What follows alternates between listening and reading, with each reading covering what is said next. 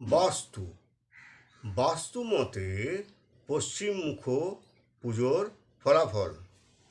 নমস্কার বন্ধুগণ, আশা করি ঈশ্বরের কৃপায় আপনারা সবাই ভালোই আছেন। আমি রামপ্রসাদ ব্যানার্জি কলকাতা থেকে বলছি।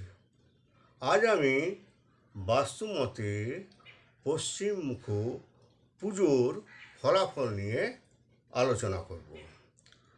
বাস্তু অনুসারে পশ্চিম দিকে মুখ করে পুজো করা যেতে পারে যদি বাড়ি পশ্চিমমুখী হয়, কারণ এটি শক্তি এবং স্থিতিশীলতার প্রতীক।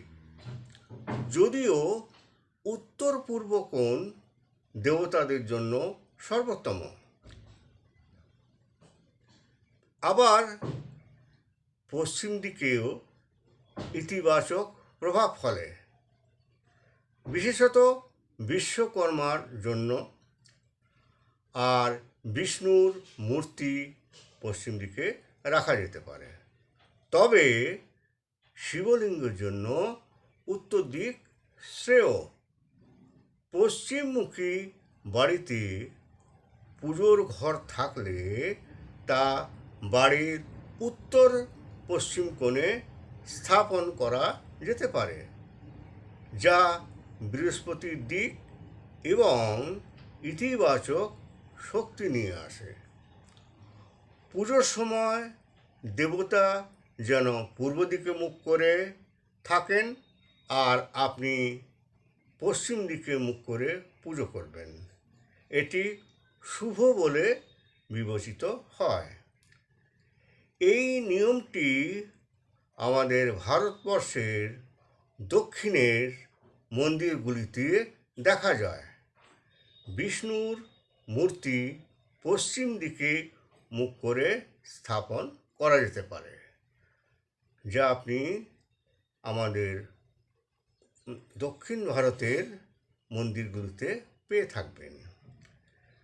শিবলিঙ্গ স্থাপন করলে তা উত্তর দিকে রাখাই উচিত। সূর্য ও শক্তি পশ্চিম দিক সূর্যালোক পায়, যা শক্তি ও স্থিতিশীলতার প্রতীক। তাই এটি পশ্চিমমুখী বাড়ির জন্য উপকারী। পশ্চিম দিকে মুখ করে পুজো করা বাস্তু অনুযায়ী ফলপ্রসূ হতে পারে, বিশেষত পশ্চিমমুখী বাড়ির জন্য।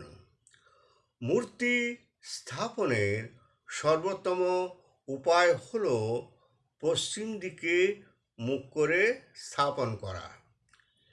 এই ব্যবস্থায় প্রার্থনা করার সময় আপনি পূর্ব দিকে মুখ করে প্রার্থনা করেন।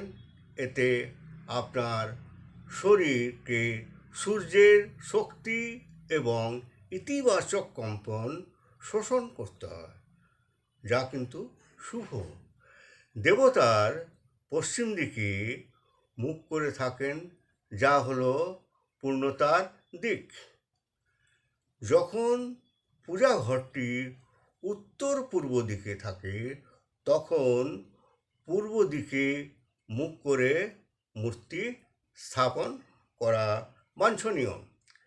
এখানে প্রার্থনা করার সময় আপনি পশ্চিম দিকে মুখ করে থাকবেন। যদিও সবচেয়ে ভালো উপায় হলো পশ্চিম দিকে মুখ করে মূর্তি স্থাপন করা। তবে একথাও সঠিক যে ঈশ্বর সর্বস্থানে সর্বদিকে বিরাজমান আছেন। বাস্তুর জন্য আজকের টিপস: পূর্ব দিকে প্রার্থনা করলে একাগ্রতা এবং আধ্যাত্মিক স্পন্দন বৃদ্ধি পায়।